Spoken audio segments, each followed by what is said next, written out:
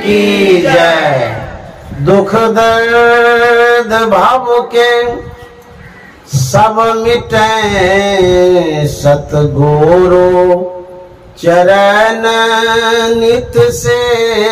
ये दुख दर्द भाव के सब मिटे सतगुरु चरण नित से। ये गुरु भक्ति बिन कछु ना बने नेहि सकल संतन कही। गुरु भक्ति बिन कछु ना बने। श्री सद्गुरु महाराज की जय। प्रातः स्मरणीय अनंत श्री विभूषित परमाराध्य सद्गुरु महाराज गुरुदेव महर्षि संत सेवी परमहंस जी महाराज मधेपुरा जिला स्थित मुरौत गांव के प्रबुद्ध सत्संग प्रेमी महानुभावों, माता एवं बहनों, आज 31 अगस्त है। किसी कवि ने लिखा है, सतगुरु तेरे चरणों की, सतगुरु तेरे चरणों की कोई भूल जो मिल जाए। सतगुरु तेरे चरणों की कोई भूल जो मिल जाए।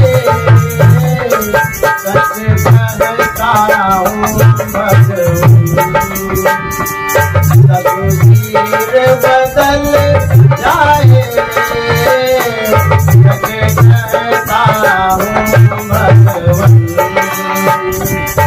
तकदीर बदल जाए।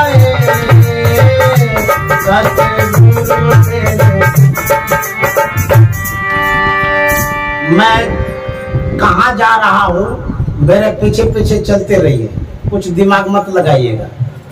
मैं क्या कहने जा रहा हूँ वो आएगा समय।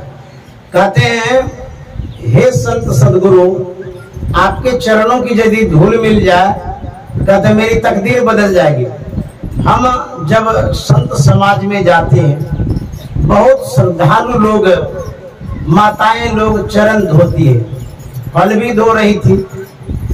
तो मैं धुलवाना तो नहीं चाहता हूँ, लेकिन श्रद्धा के सामने मैं झुक जाता हूँ, क्योंकि दुख हो जाएगा उनको। तो जो चरण आप धोते हैं, उस चरण को कोई कोई पीता भी है, पीना नहीं चाहिए, क्योंकि बाहर से आए हैं, पैर में गंदगी लगी हुई है, धूल लगी हुई है, उसी को धोते हैं। इसको अंधी श्रद्धा हम कहते हैं, ये ठीक नहीं है। पीते काहे के लिए? आप घर में छीट दीजिए, अलग बात है, जो होने का होगा होते रहेगा। भूत पिशाच भागेगा तो भागेगा, लेकिन पीजिए नहीं। भीतर का जो भूत पिशाच है वो नहीं भागेगा पीने से, बाहर का भाग जाएगा। तो बाहर छिड़काव कर दीजिए, उससे लाभ मिलेगा। जो चरण में धूल है, क्या उस धूल को सिर में लगाने से हमारी तकदीर बदल जाएगी? तो बहुतों महात्मा के चरण में तो धूल रहती है, आप लगाते रहिए और देखते हैं कैसे बदलती है। नहीं बदलेगी, क्योंकि वह जो धूल है वो जड़ धूल है, उसमें क्षमता नहीं है तकदीर बदलने। फिर ये गाया क्यों गया? तो जिस धूल की बात इसमें है, वो बातें छिपी हुई है, उसी को मैं उजागर कर रहा हूं। रामचरितमानस को जब आप पढ़ेंगे, बालकांड में गुरु महाराज ने धूल की व्याख्या की है। 3 तरह का धूल है। एक चरण धूल है, शरीर में जो भस्म लगाते वो भी धूल है, टीका जो लगाते वो भी धूल है। इस धूल को लगा करके आप तकदीर बदलना चाहेंगे तो ये बड़ी भूल है, बहुत बड़ी भूल है। तब गुरु महाराज ने दूसरे धूल के विषय में कहा है कि जो नैसर्गिक आभा है वह भी एक धूल है। जब साधक ध्यान करता है, मानस पटल पर दृष्टि का सिमटाव करता है, तो मानस का जो क्षेत्र है, जो सीमा है, जो परिधि है, उस क्षेत्र में एक आभाएं होती है। जैसे हम आप बैठे हुए हैं, हमारे अंदर में आभा, सबके अंदर में आभाएं होती है। संत महात्मा आते हैं, उनके अंदर में भी आभा होती है, लेकिन जिस गुण और स्वभाव के जो होते हैं उसके अंदर में वैसी आभा होती है। आप सबके साथ बैठिएगा तो कहीं कहीं आपको परेशानी जैसा लगेगा, अरे चलो यहाँ से अच्छा नहीं लगता, कहीं कहीं लगेगा अच्छा, अरे अच्छा लगता है इसके पास बैठ करके। तो आभा का कमाल है। जो आभाएं हैं उसको अंग्रेजी में ओरा बोलते हैं, ओरा, आभा। और जब आप कंप्यूटर चलाते हैं, मोबाइल चलाते हैं, उसमें वायरस होता है। अब वायरस एक कीटाणु है, जिसमें लग गया सिस्टम में वो बैठा देता है। ये जो ओरा है, आभा है, ये भी एक वायरस है। खराब वायरस यदि घुस गया आपके दिमाग में, आपको नरक की ओर लेके चला जाए। ताश जो खेलता है वो वही वायरस है, खराब कीटाणु वाला, उसके दिमाग में वही कीड़ा घुसा हुआ है, वही करेगा, क्योंकि समझदारी है नहीं। तो जो ओरा है, जो आभा है, जो वायरस है, अच्छा वाला दीजिए। एंटी वायरस डालते हैं तो ठीक हो जाता है सिस्टम। तो एंटी वायरस यही सब सर। यदि आप बॉडी के सिस्टम को, मन के सिस्टम को ठीक करना चाहते हैं, सत्संग रूपी एंटी वायरस डालिए। 1 साल के लिए होगा, उसका भी सीमा है। ये नहीं समझे एक दिन सत्संग कर लिए वायरस खत्म हो गया, नहीं नहीं, फिर आ जाएगा। क्यों? जितने देर सत्संग सुनेंगे उतने देर न रहेगा। फिर ध्यान करिए तो आजीवन वायरस खत्म कर सकते हैं। कहते हैं एक ये आभा है, जो गुरु महाराज जी ने कहा ध्यान जब करते हैं वहां आभाएं आती है। सात्विक आभा, अच्छी आभा, ज्ञान की आभा, प्रकाश की आभा, उससे आप आभूषित होते हैं। जैसे उस मंडल में आप प्रवेश करते हैं, मानस मंडल में, उस आभा से आप प्रभावित होते हैं, आपकी तकदीर वहां जाने से बदलती है। दूसरा जब प्रकाश होता है, ये भी एक धूल ही है। प्रकाश रूपी धूल मस्तिष्क में लगेगा, उसका भाग बदलेगा।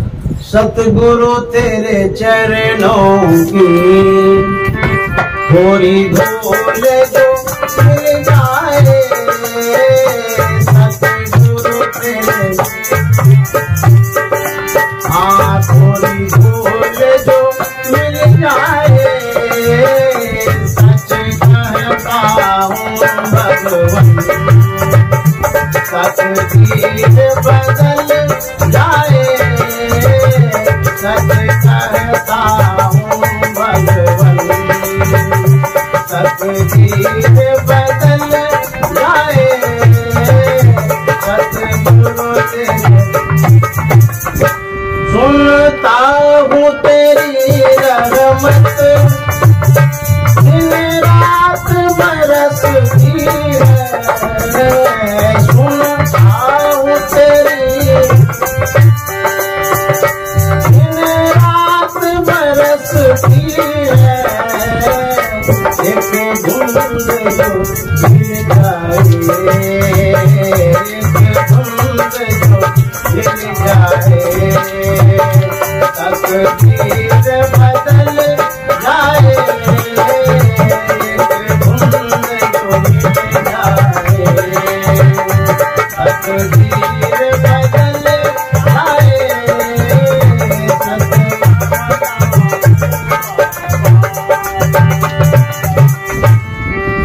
कहते हैं सुनता हूँ तेरी रहमत दिन रात बरसती। रहमत का मतलब रहम, कृपा, आशीर्वाद, मंगल। तो कहते हैं हे गुरुदेव, मैं सुनता हूँ आपकी जो रहमत है, जो रहम करते हैं, जो कृपा करते हैं, ऐसे कृपा करते हैं जैसे बारिश हो, वर्षा होती हो, छप्पर फाड़ करके आप कृपा करते हैं। तो प्रार्थना कर रहे हैं कि वह जो कृपा का बूंद है, एक भी यदि मुझे मिल जाए, मेरी तकदीर संवर जाएगी। पल में कर दे निहाल भजो साध गुरु। एक पल में संत सदगुरु यदि कृपा कर दें, आपको निहाल कर देगा। ये रहमत है, ये कृपा है, ये आशीर्वाद है। कहते एक बूंद यदि मिल जाए तो हमारा तकदीर संवर जाएगा। अच्छा, जो बूंद है वह ये आकाश का बूंद नहीं है जो वर्षा होते रहता है, ये कृपा का बूंद है। अच्छा, बाहर में जो वर्षा होती रहती भीजता कौन है? मान लीजिए हम छाता लगा के जाएंगे तो भीजेंगे? नहीं भीजेंगे। घर के अंदर रहेंगे तो भीजेंगे? नहीं भीजेंगे। प्लास्टिक ओढ़ लेंगे तब भी नहीं भीजेंगे। भीजता कौन है? जो खुले बदन रहता है। जैसे बच्चा को देखिए खूब नहाता है, अब बूंद जब पड़ता है तो खुश होता है। या आप नहाना चाहते हैं तो कपड़ा ऊपर का खोल लीजिए और तब आपको बूंद का आनंद आएगा। लेकिन कृपा का जो बूंद है वो किस पर पड़ेगा? भजन में हो तो आनंद आनंद। कबीर साहब कहते हैं बरसत विशद अमी के बादल, अब भीजत है कोई संत। सब नहीं भीजता है। क्यों ऐसा कह दिए कि भीजत है कोई संत? विद्यते हृदय ग्रंथि छिद्यन्ते सर्व संशया क्षीयन्ते चास्य कर्माणि तस्मिन् दृष्टि परावृत्ति। जिनके हृदय की ग्रंथि खुल गई है, जो निरावरण हो गए हैं, जिसके पास कोई शरीर ही नहीं है, स्थूल सूक्ष्म कारण महाकारण सब शरीरों से पड़े हो गए हैं, वही भीजता है। किस बूंद में? अंतर के बूंद में। वो कैसा बूंद है? कहता अमृत का बूंद, उस शब्द का बूंद है। अमृत मतलब ये नहीं समझेगा जो पंडित जी बनाते रहते पंचामृत। वो मधु दे देता है, घी देता है, दही देता है, केला दे देता है, कहता ये पंचामृत है। वो पंचामृत नहीं, पर पंचामृत है। अमृत वास्तव में वो शब्द का है। जिस अमृत का पान संत सदगुरु करते हैं तो कहते हैं यदि वो बूंद मुझे मिल जाए मेरा तकदीर संवर जाएगा। लेकिन कठिनाई क्या है, दिक्कतें क्या है? देखिए क्या दिक्कत है। अब मैं वहीं आ गया हूँ जहाँ से आपको यहाँ तक घुमा के लाए। यह मन बड़ा चंचल है, कैसे ध्यान करूं तेरा। यह मन बड़ा चंचल है, कैसे ध्यान करूं तेरा। इतना इसे समझाऊं, इतना इसे समझाऊं, उतना ही मचल जाए। जितना इसे समझाऊं, उतना ही मचल जाए। सतगुरु तेरे चरणों की।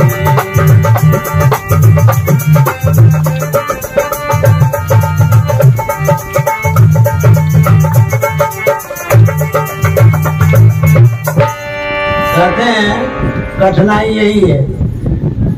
मने की तो बात कह रहे थे, जब साधना में लगाता हूँ, लक्ष्य में लगाता हूँ, उद्देश्य में लगाता हूँ, भटक जाता है, भाग जाता है। जहाँ लगाता हूँ वहां से भागता है।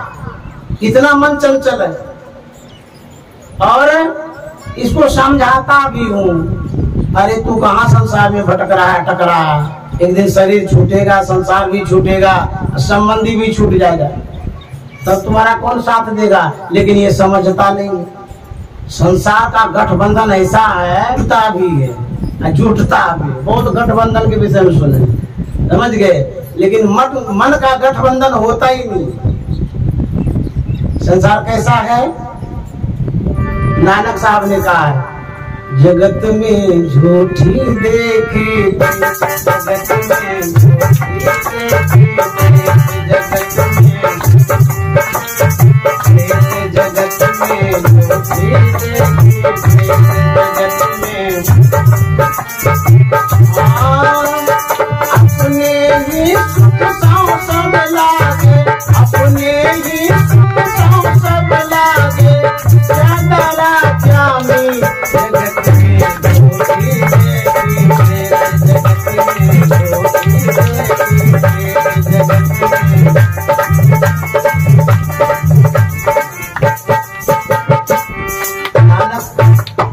नानक साहब कहते हैं जो भी रिलेशन है, जो भी संबंध है, जो गठबंधन है, जो मित्रता है, जो दोस्ती है, सब झूठी है।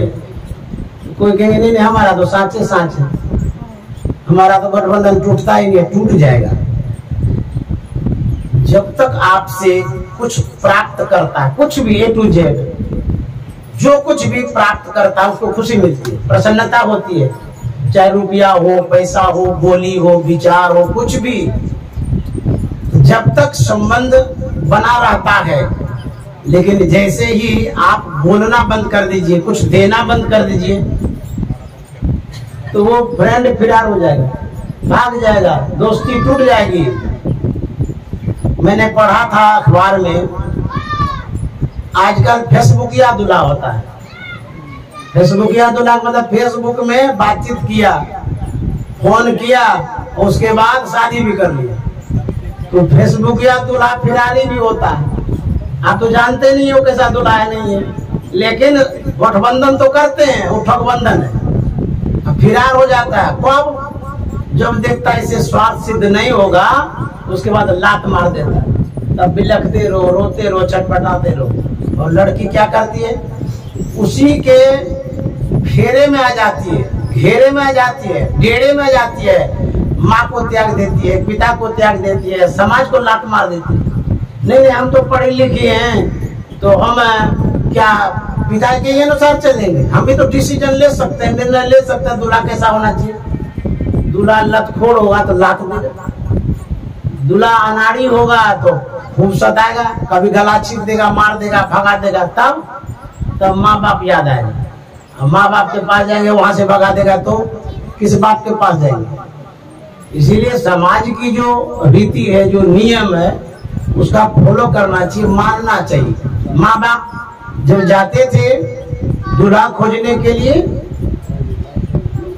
ग्राउंड देखते थे, इसके परिवार का कैसा ग्राउंड है, चाल चलन, रीति रिवाज, स्वभाव किस तरह के हैं, सब देख सुन करके तब शादी कर दी।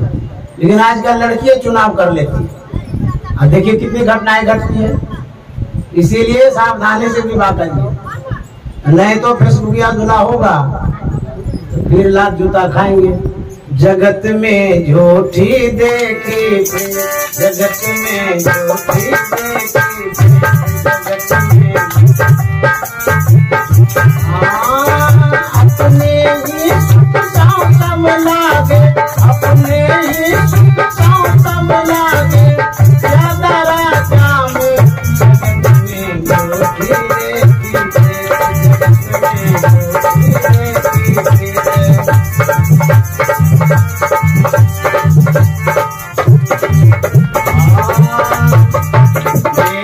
मेरो सब चाहत है, समान मेरो मेरो सब कहत है, समान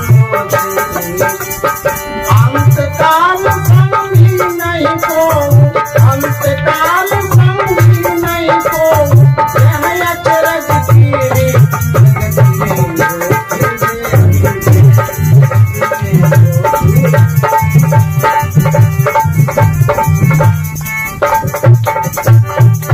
नानक साहब जो कहते हैं जगत में झूठी देखी प्रीत, एक कथा के माध्यम से हम बताना चाह रहे हैं। एक बूढ़ा था, धनवान था, पैसा वाला था, परिवार वाला था, बहुत खेती बाड़ी भी थी, पूंजीपति वाला वो बूढ़ा था। शरीर का धर्म है एक दिन बीमार होंगे।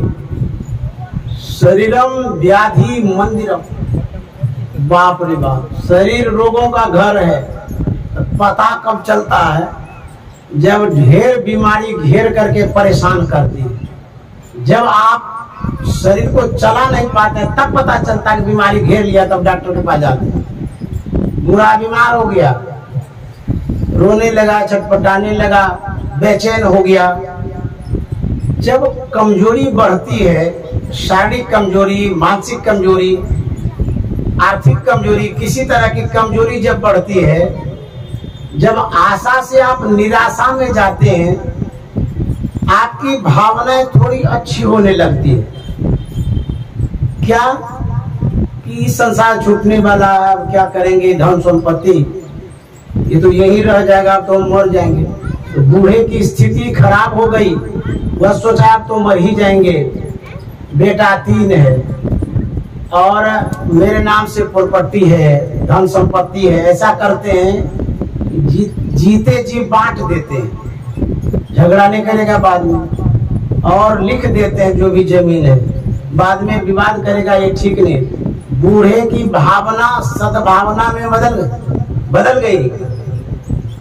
अब बूढ़ा बुलाता है बेटे को, तीनों बेटा आया, बोला कि बेटा अब तो हम बीमार हुए, कब मरेंगे पता नहीं, मेरे पास जो मेरे नाम से जमीन है वो तुम तीनों को जीते जी बांट देना चाहते। बोले बड़ी अच्छी बात है, अब रख करके आप क्या करेंगे? दे दीजिए पिताजी, बड़ा भला भला काम होगा, नाम लेंगे, बाद में झगड़ा लड़ाई करेगा, इतना हमारा तो उतना हमारा, बहुत अच्छा कर रहे हैं। तो वही लाओ पेपर लाया गया, उसमें बूढ़ा अपना अधिकार दे दिया, तीनों लड़कों को लिख दिया बराबर बराबर जमीन, और जो पूंजी थी रुपया पैसा वो भी बांट दिया। सोचा अगर हम रख करके क्या करेंगे, तो मरिए जाएंगे, दे देते हैं बेटा को, अपना ही तो बेटा है, वो दे दिया। उसके बाद खुशी में लड़का सब खिलाने लगा, खिलाते खिलाते इतना बढ़िया से खिलाया, कुछ दिन में ठीक हो गया, पूरा टनाटन हो गया। तो जब बढ़िया हो गया तो लड़का बच्चा बहू सब सोचने लगी यही क्या हो गया, ये तो बूढ़ा कह रहा था हम मर जाएंगे इसीलिए जमीन बांट दिया, ये तो बूढ़ा ठीक हो गया, अब क्या होगा? बोले कि क्या होगा, खिलाओ। नहीं, तीनों को बराबर दिया था, हम अकेले कैसे खिलाएंगे, सबके पास भेजिए बूढ़ा। अब देखिए जब ठीक हो गया तब देखिए मन बदल गया। पिताजी से कहा कि पिताजी आप बारी बारी से खाइए, बड़का के यहाँ कुछ दिन खाइए, उसके बाद मंझला गया, उसके बाद छोटका गया। अब बूढ़ा क्या करेगा, मरता क्या नहीं करता, खाने लगा।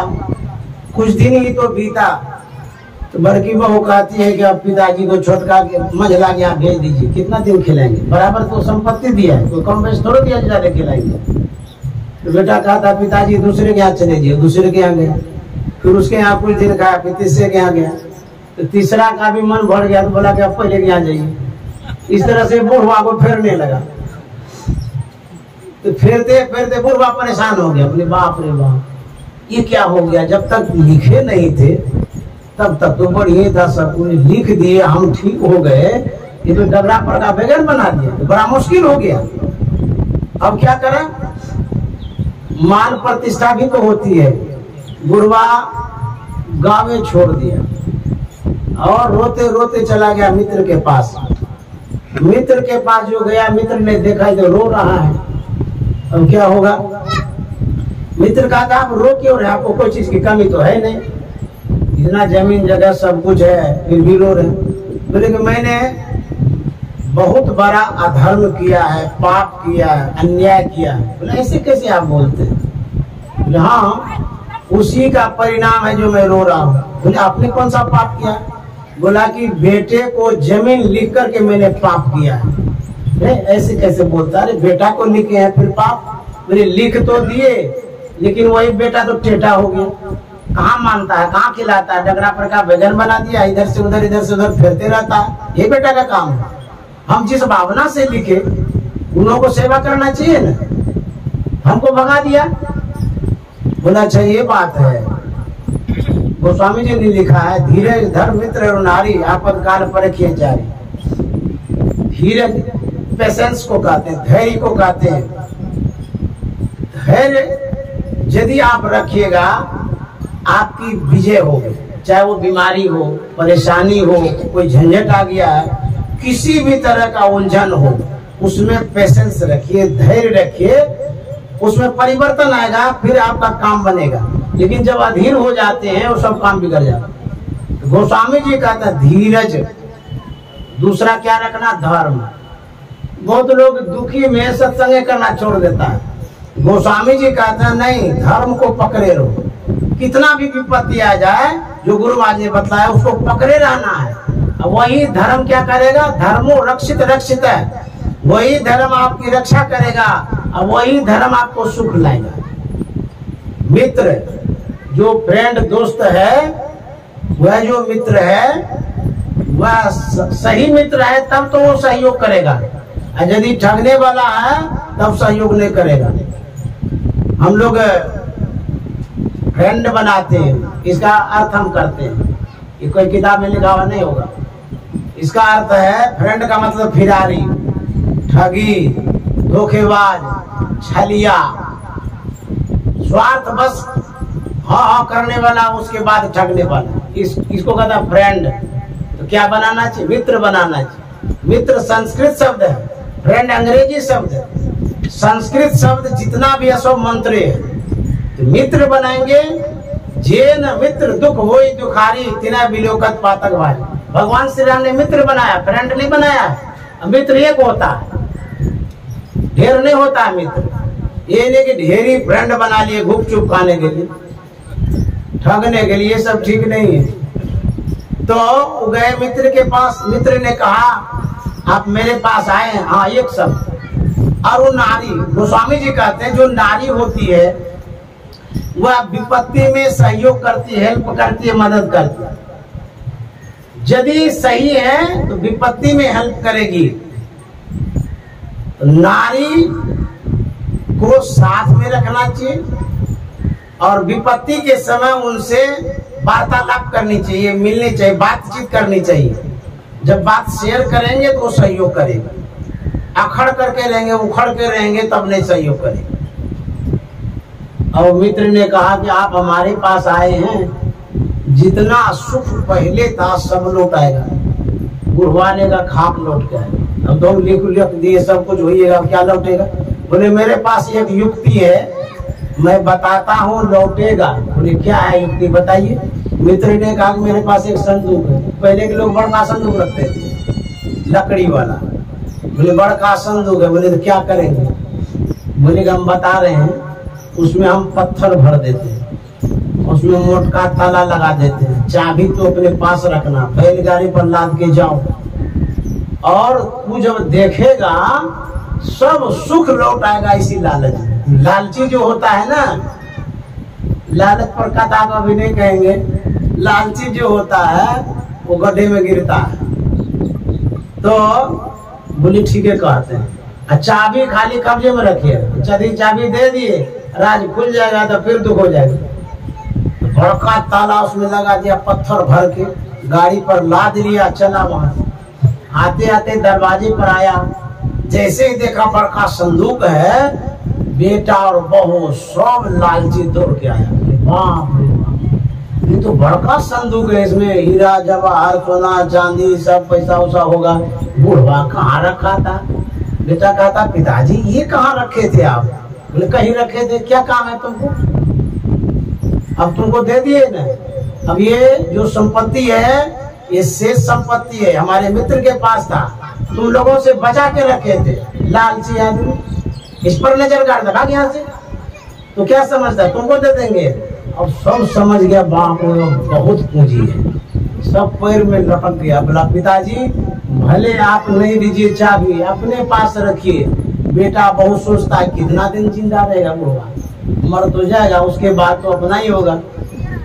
बोले कि मत दीजिए चाबी, आप रखिए। बोले हाँ हम रखेंगे, खर्चा करेंगे, सत्संग कराएंगे, ध्यान कराएंगे, तीर्थों में जाएंगे, धामों में जाएंगे, खूब दान पुण्य करेंगे। बोले जो करना हो करिए, कुछ तो बचबे करेगा, आप करिए, हम चाबी नहीं लेंगे। तो बुढ़वा उस संदूक उतार दिया। उसी समय से जो सुख लौटा, ए हलवा पूरी रसगुल्ला टिकड़ी सब खिलाने लगा, बहू भी, जो पोता खोता में था वो भी निकल के आ गया दादा को देखने के लिए।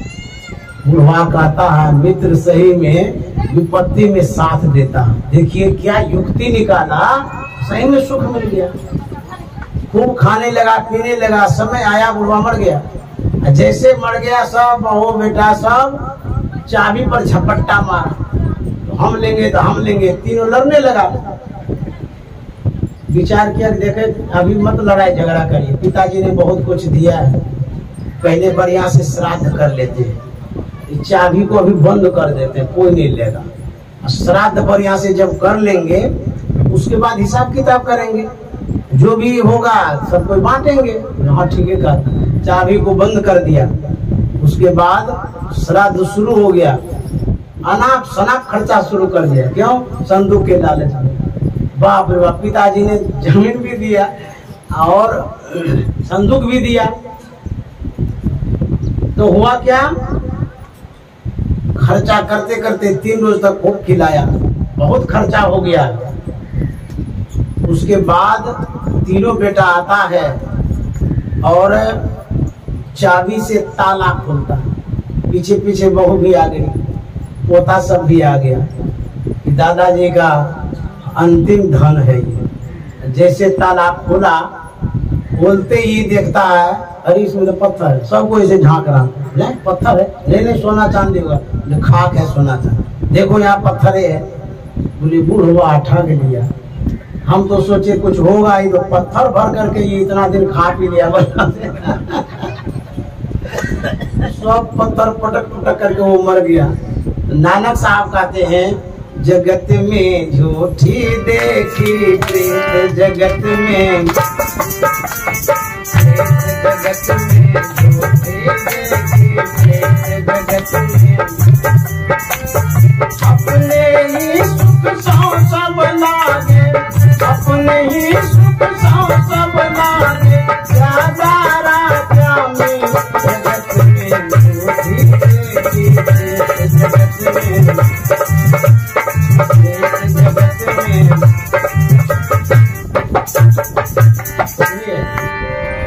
एक बात कहने के लिए भूल गए, सभी के लिए कर, बूढ़ा बच्चा सब के लिए, जब तक आपके पास रुपया रहेगा तब तक पूछिएगा। कहेंगे बाबा हो के कहते हैं, हम भी रुपया का महत्व समझते हैं।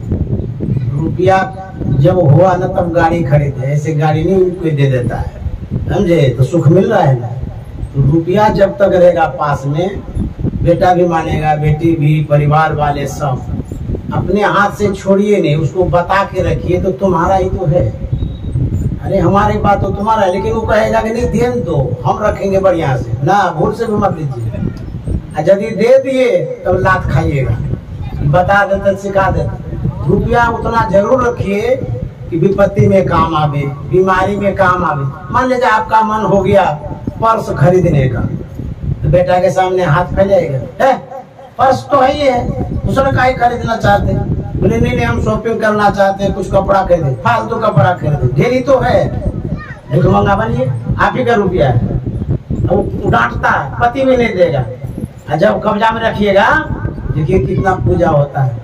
जब जरूरत पड़ेगा ना, कहेगा कि वो जो रुपया है थोड़ा दे दो, हमको काम है, उसको भिखमंगा बना के रखिए। संसार को ऐसे ही रखिएगा, जब तक संसार मांगते रहेगा आपकी पूछ रहेगी, और जब आप संसार से मांगिएगा आपकी पूछ पाछ सब खत्म।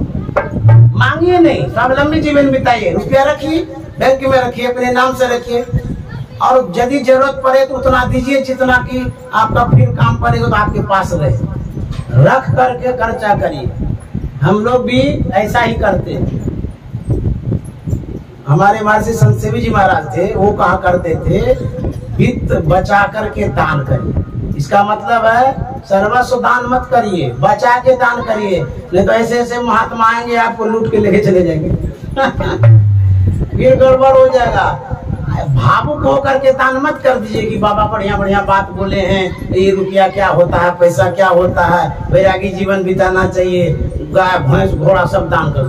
दान करिए, हम लेके चले जाएंगे गुफा घर, छोड़ेंगे नहीं, समझ गए। इसीलिए बचा बचा के दान करिए। नानक साहब क्या अंतिम में कहते हैं, मन मूर्ख अजहू नहीं समझत सिख दे हारियो नी। मन मूर्ख अजहू नहीं समझत सिख दे हारियो नी।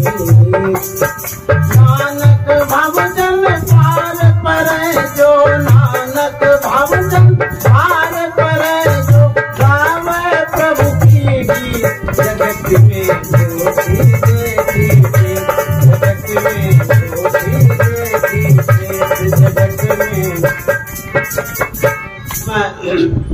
जो कह रहे थे मन के विषय में कि यह मन बड़ा चंचल है, मानता ही नहीं है। मानेगा कैसे?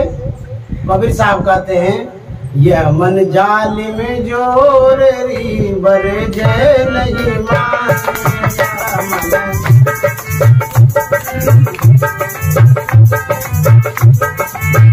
जो हंसा सतगुरु की होई, जो हंसा सतगुरु की होई, राखत ममता छोड़ री बर जय नहीं माने, राखत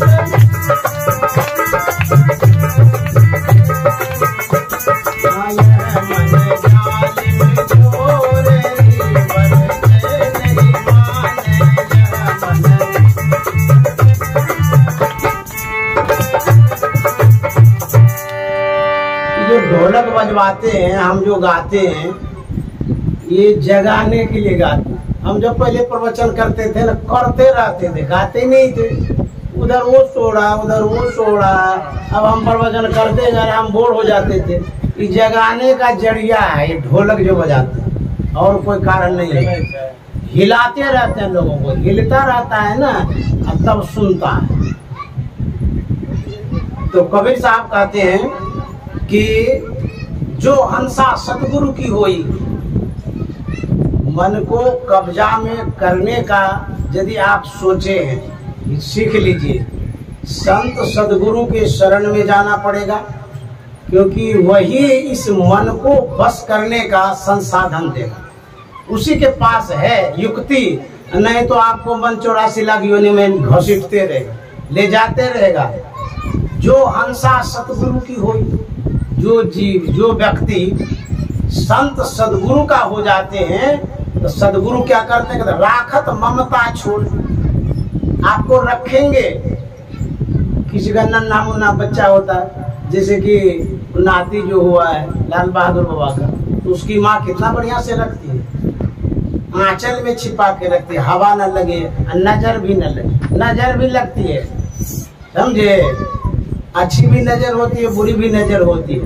नजर से बचा के रखना पड़ता है, समझे। तो गुरु के शरण में जाएंगे तो गुरु का जो ओट है, जो किनारा है, जो आंचल है, वो ज्ञान का है। छिपा के रखेंगे, बचा के रखेंगे। अन्यथा संसार की नजर जब लगेगी तो आप देख लीजिए, तो बीमार होंगे या मरेंगे। कैसे नजर लगी? कुदृष्टि वाला लोग रहता है, आपके प्रतिष्ठा से, पैसा से वो जलता है, ऐसा जलता है, वो किसी न किसी तरह से आपको मारियो देता है। इतना जलन होता है कि उठा लेता है।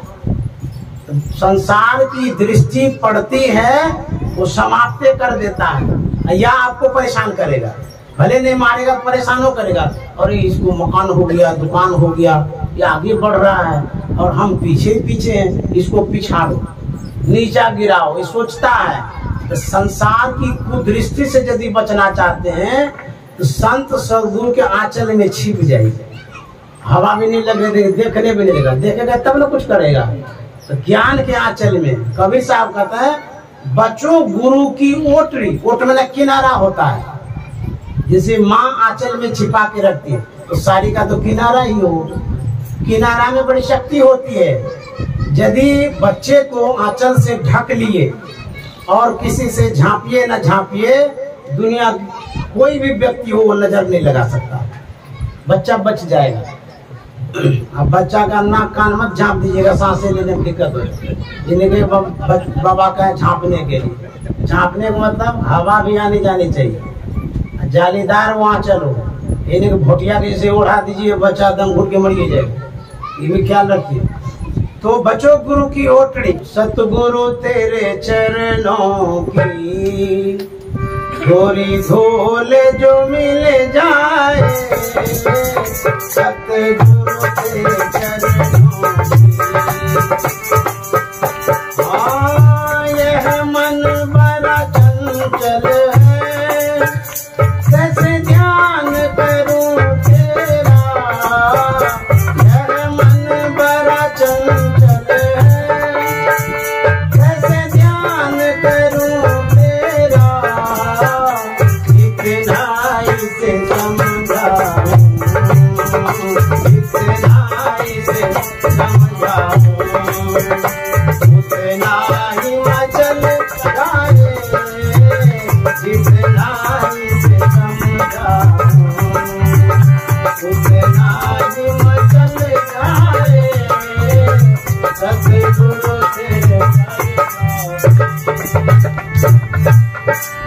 जब भगवान श्री कृष्ण ने कहा था अर्जुन तू तो बहुत बड़ा धनुर्धर है, ऐसा करो मेरा एक होमवर्क पूरा करो। बोले आज्ञा दीजिए प्रभु। बोले यही होमवर्क है कि तू ध्यान करो, ध्यान करके मन को बस करके बताओ। जब मन स्थिर हो जाए, बस में हो जाए, तब तुम हमको बताना। बोले जो आज्ञा हो। चले गए ध्यान करने के लिए। ध्यान में जब बैठा तब मन से पल्ला पड़ा। पान तो बढ़िया से चला लेता था। संसार में जितने विजयी व्यक्ति हैं किसी भी क्षेत्र में, सबसे बड़ा विजयी वही होता है जो मन पर विजय प्राप्त करता है। मन से पल्ला पड़ा, ध्यान करने लगा, मन भागता था, कितना भी कोशिश किया, परेशान हो गया, लेकिन मन कब्जे में नहीं, केंद्रित नहीं हुआ। परेशान होकर के ध्यान करना छोड़ दिया, मुंह लटकाए हुए आया। भगवान श्री कृष्ण से कहता है कि भगवान हम होमवर्क पूरा नहीं कर पाए। कोई कोई टीचर होता है, शिक्षिका होती है या शिक्षक होता है, जो बच्चा होमवर्क पूरा नहीं करता है, खींच तो घर का है, उतारता बच्चे पर है। घर में आया है टेंशन लेकर के, झगड़ा करके, पति पत्नी में झगड़ा है, अब बच्चा होमवर्क पूरा नहीं किया तो मारा छड़ी से। बुझिए तो, अरे भाई तुम्हारी समस्या घर की है, वो बच्चे पर क्यों उतार रही हो, या क्यों उतारते हैं? ये अच्छे शिक्षक का लक्षण नहीं है। भगवान श्री कृष्ण जो सिखा रहे हैं वैसा लक्षण बना के रखिए। भगवान श्री कृष्ण कहते हैं कोई बात नहीं है, तुमने ध्यान किया तो हुआ क्या? बोले हुआ क्या? चंचलंग ही मन कृष्णा परमार्थी बलवदगम। हे कृष्ण, मन इतना चंचल है, हमको मौत दिया। पहले किसी के समस्या को सुनिए और तब डिसीजन दीजिए। जब आप केस करते हैं, एक के दिन में जज साहब डिसीजन नहीं देता है, कितना बरस घुमाता रहता है, केस लड़ते जाइए, पैसा देते जाइए। वह उस केस का एक दिन में शेष क्यों नहीं करता है? वो सुनता है, समझता है कि उनका जो डिसीजन होगा निर्णायक होगा, सही होगा, माननीय होगा, फिर कटेगा नहीं। उसी तरह से आपके पास जो भी समस्या है, जिन व्यक्तियों की समस्या है, पहले उनका सुनिए, समझिए, उनको समझ बूझ करके जब आप कुछ करिएगा तब आपका वैल्यू प्रभाव भी होगा। अन्यथा आव न देखा ताव बरसने लगे, ये अच्छा लक्षण नहीं है किसी का भी। घर परिवार की भी बात कहता हूँ, बरसिए नहीं, किसी गलती हो गई है तो समझिए, तब अच्छे व्यक्ति आप कर लेंगे। समझ बूझ करके जो उचित सजा हो उतना ही देनी चाहिए। तो भगवान कृष्ण ने कहा बताओ। अर्जुन ने कहा कि ये जो मन है बड़ा चंचल है, ऐसा चंचल है कि दही की तरह मथता है, घोड़ बना देता है। परमार्थी बलभद्रम, मथता तो है और कमजोर नहीं है, बलभद्रम, शक्तिशाली भी है, बहुत मजबूत है ये मन। और मैंने प्रयास किया, मैं हार गया, अब मैं होमवर्क पूरा नहीं कर पाऊंगा। अब भगवान कृष्ण क्या डिसीजन देते? क्या मारने लगता है अर्जुन को कि डांटते हैं? गीता में पढ़िए तो भगवान श्री कृष्ण ने कहा कि कोई बात नहीं है अर्जुन, अभ्यास और वैराग्य के द्वारा मन बस में होता है। कितना अच्छा निर्णय दे दिया, अभ्यास करो, अर्थात निरंतर अभ्यास करो। मन तो चंचल है, मन भागता है, इधर से उधर जाते रहता है, जहाँ जहाँ मन भग जाए ताही तह से तत्क्षण फेरी फेरी ले आए लगाइए ध्येय में आप। ऐसे ही करी प्रतिहार धारणा धारण करके अरे हारे में ही औरों आगे बढ़िए, चलिए धर धारा धर। प्रयास करिए। आप उठाते क्यों हैं? हाथ यदि आप उठाते हैं, आप विवेक के कमजोर आदमी हैं। हाथ किनका उठता है मारने में? जो बुद्धिहीन है, जो कमजोर है, जिसके पास विवेक की शक्ति नहीं है, वो लाठी उठाएगा, डंडा उठाएगा, बंदूक उठाएगा, हाथ उठाएगा। हाथ उठाने के पहले विवेक का प्रयोग करिए। यदि आपके पास विवेक है, दुनिया का कोई ऐसी समस्या नहीं है जो समाधान नहीं हो सकता। मारना ही समाधान नहीं है, विवेक से समाधान करिए। अच्छा, जज साहब किसी को मारे हैं कोर्ट में, कभी सुने हैं कि उठ करके एक तमाचा दे दिया, जो क्लाइंट है उसको मारा है, कभी सुने हैं? या यदि नहीं पल्ला पड़ा तो एक बार चली जाइएगा कोर्ट में, किसी को मार करके केस कर दीजिए, तो वो हाल देख लीजिएगा। तो भगवान श्री कृष्ण ने कहा यदि बराबर अभ्यास करेंगे, बराबर अभ्यास करने से मन वश में होता है, मन केंद्रित होता है। अब अंतिम पद इनका गा देते हैं। सतगुरु मेरे जीवन की बस एक तमन्ना है, सतगुरु मेरे जीवन की बस एक तमन्ना है, तुम सामने हो मेरे,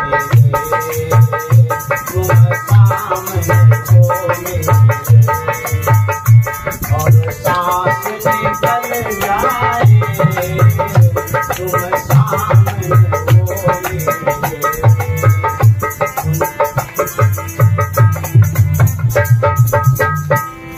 अंतिम पद में यही कहा गया कि हे सदगुरुदेव, मेरी अंतिम तमन्ना है, इच्छा है। क्या कहते हैं? यदि मेरी सांसें छूटेगी, मेरी जीवन लीला समाप्त होगी, तो आप मेरे सामने में रहिएगा, मैं आपको देखते देखते शरीर छोड़ दूंगा, जो भी गति होगी उसी में हमें संतुष्टि होगी। तो सामने में होंगे तो होगा क्या? जब प्रभु श्री राम गिद्ध जटायु के सामने थे, भगवान श्री राम ने कहा था कि मेरी पत्नी के लिए तुमने अपना दोनों पंख कटवा लिया, अभी तुम जो चाहोगे वैसा मैं कर दूंगा, क्या चाहिए तुमको? जटायु ने कहा प्रभु आप मेरे सामने हैं, मुझे और कुछ नहीं चाहिए। मेरे जैसे अधम गिद्ध को भी आपने अंतिम में दर्शन दिया, मैं अपने अधम शरीर को माता सीता की सेवा में लगाया, मैं अपने आप को धन्य समझ रहा हूँ, और यही अंतिम दर्शन जो मिल रहा है, इसके बाद हमको दर्शन भी नहीं चाहिए, मैं शरीर भी नहीं रखना चाहता हूँ, किस लिए रखूंगा? बस उन्होंने कहा यही आपका दर्शन काफी है। देखते देखते जटायु शरीर छोड़ता है, उसकी गति कैसी होती है? वैकुंठ लोग जाता है, जहाँ प्रभु श्री राम के पिताजी गए थे। ये अंतिम दर्शन का फल है। जब शबरी माता के पास गए थे, प्रभु श्री राम से वार्तालाप हुई थी, शबरी माता के पास से भगवान श्री राम जा रहे थे, शबरी माता ने कहा कि प्रभु थोड़ी देर के लिए ठहरिए।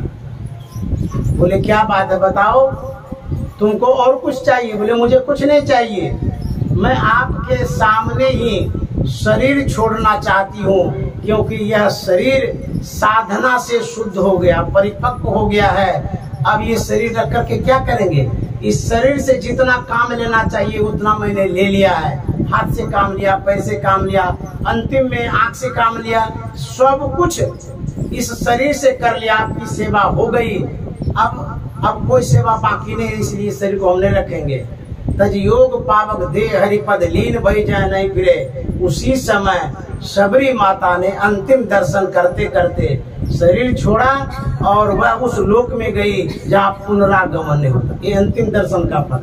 दूसरा, जब भगवान श्री राम रावण के पास उपस्थित हुए थे, भगवान श्री राम जब गए तो रावण ने कहा कि आप अंतिम घर में क्यों आए?